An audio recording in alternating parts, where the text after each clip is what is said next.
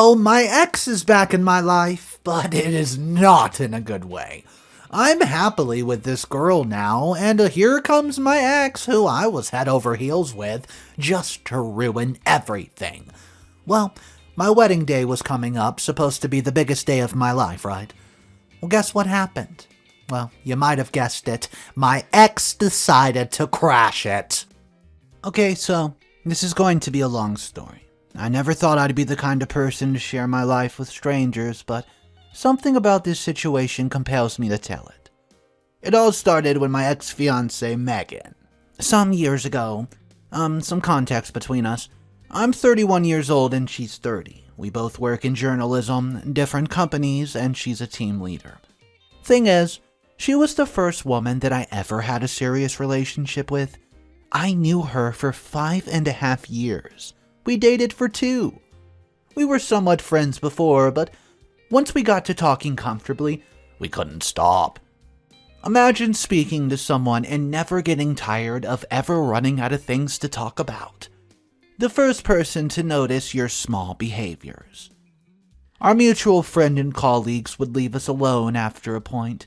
We could start at dinner time and keep having conversations that lasted till 3 a.m. or even later. We started dating eventually.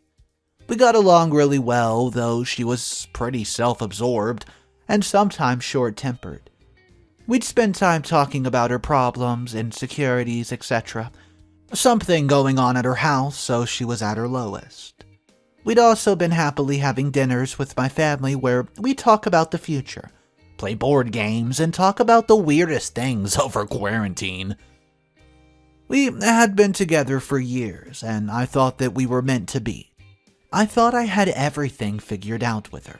We even had plans to get married soon, and I proposed to her, and everything was going great until that one conversation. I remember feeling shocked and hurt when she ghosted me for a week. She became really distant. At first, I did not think much of it. She kept coming back, so I assumed she was just busy. Our contact was over that period of time. It was spotty, but was still there. When we did talk, however, she would always talk about all the things she was doing without me with our mutual friends. I felt incredibly lonely and abandoned. As someone who has been prone to loneliness my entire life, this got me really sad. Soon she cut off contact entirely, stopped responding to all my text messages, and never talked to me again. All I wanted was an answer. I think day and night about what I might have done wrong. I didn't want this gem of a relationship to go away so suddenly. I'd been awaiting for over a month with so many surprise plans just to make her and us feel great about our relationship. Make up for the lost time. Some gifts, a trip around Christmas, and heck, even more. Eventually, I went to her friend. They've been very close since high school for help. She knows her the best, so her insight would help the most. She advised me to go to her house and have a conversation face to face, which is such a simple answer I was almost mad at myself for not even thinking about it. So I did just that. After a bit of chit-chat, she told me that did not want to be together anymore. That broke me. After all I had been through, but the conversation continued. I told her, "You could have told me directly instead of hinting at this by ghosting me," and I asked her to give me the reason why. She simply said that it won't work out between us anymore. She's no longer interested in marrying me. I was devastated. I almost threw up texting my friend that we'd broken up. I'd never been one to deal with losing people very well, and this was no exception. I took a breather, walked around for some time, and when I came back, I laid everything out in front of her. The plan to help us get back will start small. Even if we can't go back to the same thing, I'll be there to make up for it. We can spend time apart if it helps. Let's take a break and reevaluate in the future. Let's not rush to this quickly. She said it was a well-thought-out decision on her part. She didn't want to go back at all, and she did not budge and felt like I wasn't respecting her choice. I get that. I was still processing this too. I was looking at her perspective, and it's only fair to expect her to see mine. It's not fair to drop everything, leave, and have me accept it without expressing my feelings at all. But she kept reiterating that this was it, no going back. The way she was shutting me out now felt bad, and I told her to, quote, please leave me alone, and left her place after that as I needed time to forget about her. I fully believe two adults can convey their feelings, understand each other, and still disagree on their future after that. I didn't say this part to her, but I felt running away from this can't bring us to a mutual understanding at all. And I considered it fair for her to fully hear me out. Even if she disagrees, that's fine, but I need some closure to move on too. She didn't want to give clear answers, and I think I deserved a complete answer and not something that doesn't fully explain the situation. I fell into a dark place after she left me. I could not sleep, and the wedding was only 3 months away. I was eating my feelings away, and before I knew it, I was on the brink of obesity. I was 216 pounds, all because of Pringles, pizza, and drinks. Lots and lots of sodies. I did try reaching out to Megan about 2 weeks after she broke up, but she was very short in her text messages, so I didn't even bother trying to communicate after that. I removed her number and stopped using social media altogether. I felt stupid. I felt used. I had to be put on medication because the depression was simply so bad. I couldn't leave my house without getting physically sick. A couple years back, I started to hang out with friends to try and get out of my own head. I didn't have any interest in dating anybody, but it was eye-opening to see what all my friends had to say about the relationship and the breakup. They also asked me to open up to new relationships and even made me create a Tinder profile. A friend of mine, she dragged my booty to a gym, which is in my area, and really got me into it. I too believed it could distract me from my depression. I also met this fitness instructor, Rose, who conducted quite an amount of classes each week.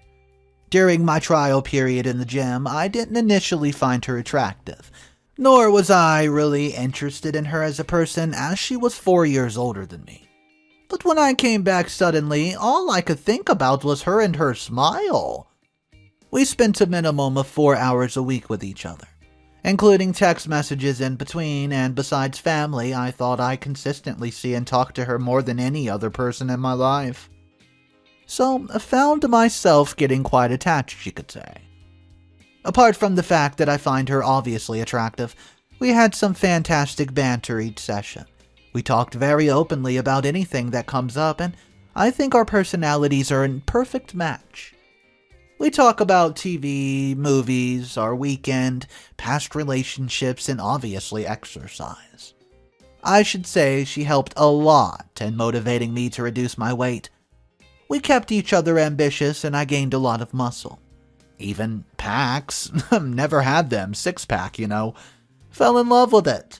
She had previously given me her number without even me asking, so I decided to approach her via text message. We would text in between our sessions, and these are mostly initiated by her, but always continued into about 4 messages each.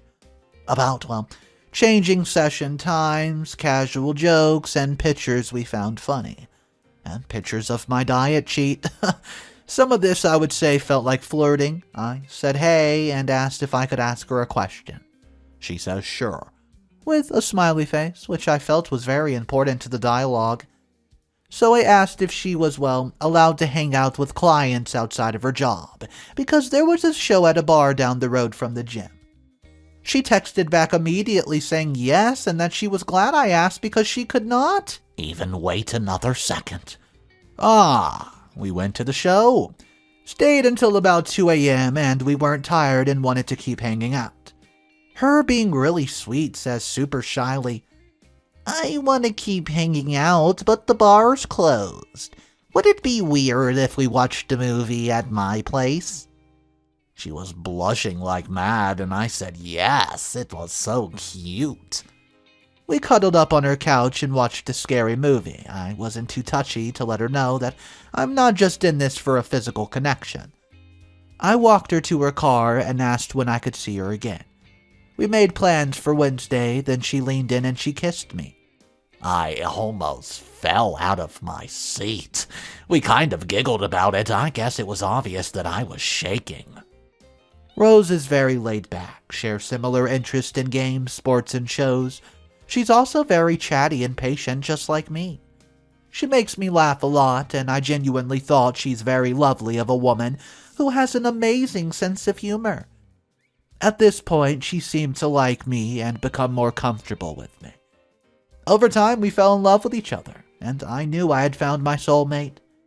5 months back, it wasn't just after midnight, she told me to come out to the balcony, just to look at the stars, and so I bundled up over my pajamas and went outside. That's where she kissed me. Her heart was beating so hard I could feel it. I was so confused at the time, I had no idea why her heart would be beating that hard to just look at some stars with me. She saw my confused face, then proceeded to say some romantic crap I can't even remember because my brain went all swirly and I started to tear up. She asked me if I would be her husband. I said yes, and we made out in the cold. This was perfect. It was romantic, simple, and private, and to this day, this was the happiest moment in my life. We decided to have a small wedding. Very small. With just our immediate family there, about 20 people. We got married a few days back at a venue. This is known for holding very large events, but we hired a smaller room there. We prepared for the entire wedding in a few months with the help of a wedding planner, and everything went quickly. On my wedding day, what happened was, I saw that my ex-fiancee Megan showed up to our morning ceremony wearing the shortest dress I've ever seen, with suspenders. Could be seen for a good 6 inches before the bottom of the dress, skyscraper heels, some makeup, and costume jewelry. My father actually pulled me aside and said, "Who hired a stripper?" My mind was spinning, and I could not believe what I was seeing. Before I could react, she took a seat in the front row. Everything in my body felt physically sick. I had absolutely no idea even what to do at this point. I don't know how she found out about my relationship. Why would she show up on my big day? Before the wedding ceremony, as we're taking pictures, she walked up to me and asked if we could talk. I was hesitant, but I knew that I needed closure, so I agreed. We talked and walked to a secluded spot. She told me that the reason she had left me was that this some woman, who she called her best friend, in her office apparently told her that I was, quote, out of her league, and she should not get trapped with a loser like me. I couldn't believe she would believe something like that. Tells me she regrets every single day for leaving a gem like me, and she tells that as she was going through a tough time, she'd taken her frustration out on me. She begged me to forgive her for not seeing the good in the relationship, but I was still hurt by her words and actions. I have no interest in getting back together with her. I love Rose, and I knew that she was the one for me. I didn't want to spoil the day by causing a scene, so I politely thanked her for her apology and told her that it would take some time for me to fully forgive her. If she had reached out to me immediately after we split, I definitely think I would have taken her back, but now I see what she did, and look at it from an outsider's perspective. She continued telling me that she was unable to find any man who was truly interested in loving her, and that she wanted me back because she was getting old and could not compete with younger women. I immediately told her to leave, as I sensed where it was leading. She disrespectfully told me that she would be staying. Started pointing out how the old bride is, that she won't be a decent match for me. She told me that she wanted to, quote, help me come to my senses before the marriage happens. I was disgusted by this because it was obvious what this woman was doing. I don't understand why she's doing this because we had been civil with each other until now. I could not believe she would try to ruin my wedding day with such selfishness. She did not have any remorse, and she was still completely smug, and kept calling me her man. Her mission was to make the wedding about her. Now, I could do 2 things. I could either be the bigger person and plainly tell her that she's going to have to move on, or I could tell her what I think of her. But being polite would have opened the door to her saying, "I know I was selfish. I want to change. Blah, blah, blah." She'll say what she thinks I want to hear, even if she doesn't mean any of it, because she wants the attention. Of course, I'll stand firm, but she would think she sees a crack in my armor, and she would redouble her efforts trying to pry at the perceived crack. So, I ended up throwing insult at her. I said, "I hope you realize that you've lost me because you're so self-absorbed. Now it's too late. You treat people terribly, and that's why nobody loves you. I definitely don't love you at all anymore. Better get out of the hall, parasite." I obviously had a lot that I wanted to get off my chest. I doubt she's going to learn anything from this, but it'd certainly make my chest lighter to tell her how bad she is. What would you guys do? Bad behavior brings its own punishment. She's already getting a taste of that of her own, yet her behavior did not stop there. When my mother noticed us and came, Megan manipulated her by repeating whatever she had just told me. To be honest, my mother was not a big fan of Rose because she was older than me. So my mother used this chance and tried to stop the wedding, but I put my foot down. I threatened to remove my mother from the ceremony if she didn't stop interfering with my life. I said if my wedding was such a bad thing, then get the heck out. She looked horrified, and I was like, well, go. My uncle began to berate me and said that I'm awful, and she paid for the wedding. He asked if I really wanted her to go, and I told my mother to either shut up about Megan or leave. She stayed, but was cold the rest of the night, and I heard my mother and uncle joking about how they should rip up the check that she gave me for how I spoke to her. Anyways, she backed off, and that's all I wanted.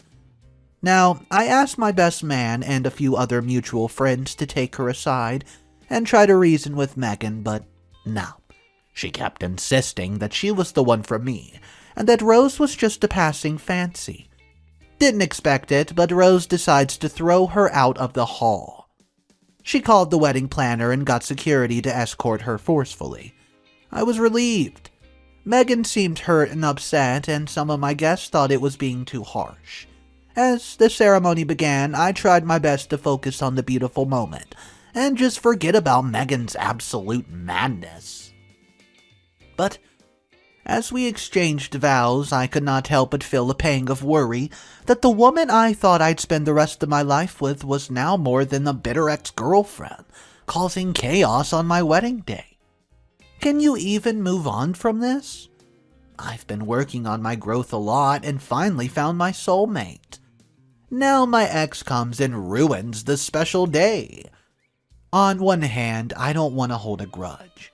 But on the other hand, I don't want to be a doormat either. She forced me to humiliate her. This is on her, right? Update number 1. I did not expect that much, and well, it's a lot of replies. But since you've taken the time to write to me, I've read every comment, thank you so much. We had a small reception yesterday. Yes, it was supposed to be the next day, but was not possible. Kind of like a brunch. I found out from mutual friends that Megan had texted all of them during my wedding, asking when they were getting there because she had invited herself to the wedding. I don't understand why some people feel the need to try to bring others down on what is supposed to be a joyous occasion. I had not heard about Megan since the wedding, and I assumed that she had moved on, but I received a call from her today. She called to apologize for her behavior at the wedding and wished us all the happiness in the world. I was surprised by her call, but I accepted her apology and simply thanked her for being mature enough to apologize. However, I feel very suspicious of her motives. It was as if she wanted to keep tabs on us and make sure that we're still together. Something was definitely off, but I did not want to ruin our honeymoon by being paranoid. Yes, I and Rose are planning to go on a honeymoon, probably somewhere warm, with plenty of beaches and sunsets. We started making arrangements, and my mother was surprisingly helpful, even offering to pay for some of the expenses. I did not accept the money, though. I should also tell you that Rose's family are disapproving of our relationship. Even for today's reception, they insisted that we invited all of their extended family, many of whom we've never even met. We tried to push back and explain that we had a limited budget and wanted to keep the guest list to only close friends and family, but they just got so angry. They didn't contribute anything to the honeymoon planning, not even the namesake. They pass the comments whenever they see me. On top of that, they're not happy at all, and my ex is still in touch with me. Somehow, they overheard my call with Megan. They think this is proof that I'm not fully committed to Rose, and one of Rose's uncles, who was drinking heavily, began loudly joking that Rose should annul the marriage, and because her taste in men is not her thing. As for my mother, she began to come around to the idea of Rose as her daughter-in-law. I'm so happy to see them getting along now. I also apologized to her for yelling at the wedding. Until now, I feel so bad it wasn't me that day. You all know why. Rose had been my rock throughout the wedding drama. Our honeymoon would be the start of a beautiful new chapter in our lives together despite the struggles. Well, that's it for now. Thanks again for all your comments. Update number 2. Hey everyone. It's been a few days and I think you deserve an update. After finalizing the trip, we started packing our bags and getting ready to leave. The day before our flight, we received a strange package in the mail. It was from Megan, a note wishing us a happy honeymoon and a set of matching t-shirts with our names printed on them. I was really creeped out by the gesture. I think my mother must have told about the honeymoon to her, otherwise there's no way she would have known about it. Well, to confirm, Rose called my mother, who sheepishly admitted that she'd mentioned the honeymoon in passing. Rose is obviously worried that Megan would continue to interfere in our lives and cause a more problem. I assured her that I would not let that happen because Megan is no longer a part of my life. On the 4th day of the trip, we were walking back to our hotel room after a really romantic dinner, and I saw a familiar figure walking towards us. It was Megan. The sight of her disgusted me. I couldn't believe she stalked me all the way to the honeymoon. She had this huge smile on her face as if nothing was wrong and hugged us to congratulate. We asked, "Why are you there?" To which she blatantly said, "Oh, I just simply could not resist seeing you. Saw your post on Insta." It's my privacy." I yelled at her and she left after that. The rest of our honeymoon was ruined for me. First she spoiled my wedding and now the honeymoon too, huh? After returning from the trip, Megan called me. This was a couple days ago. This time she wanted to meet alone to return some items. I wanted to get this over with and put an end to this once and for all. So, we met up at a local shop and Megan seemed genuinely remorseful, until she asked me if I was happy in my marriage.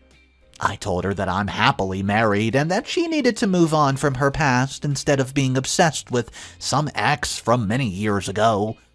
That my life is now settled, so don't interfere. But she guilt-tripped me, reminding me of our past and promises we've made.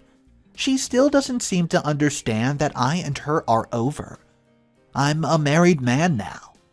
She's rationalized things to a degree where she thinks she still has a chance. In her world, she seems to honestly think I'll leave Rose for her. She tells me that she's been miserable these past few years. She did end up hooking up with the guy she was talking to after we split, but after they hooked up, he blew her off. Apparently, her latest boyfriend won't tolerate her outburst and mood swings, and broke up with her before my wedding day. I told her to get help and left the shop immediately. Update number 3. Hey guys, just another update. Thank you to everybody who offered support and shared your own stories. It means more to me than I express in words. I realized that Megan's motivation for attending my wedding, trying to mess with it and now trying to get into my life, amounts to an attempt to reclaim her dominion over me, and ultimately everything. She often sends these creepy letters. After our last meeting, she called me drunk several times to complain about her boyfriend and how much she misses me, etc. She keeps on crying and sounded kind of like she was depressed. I calmed her down for a while, and she lost her mind when I told her that this will be the last time I'm talking with her, and she should not contact me ever again.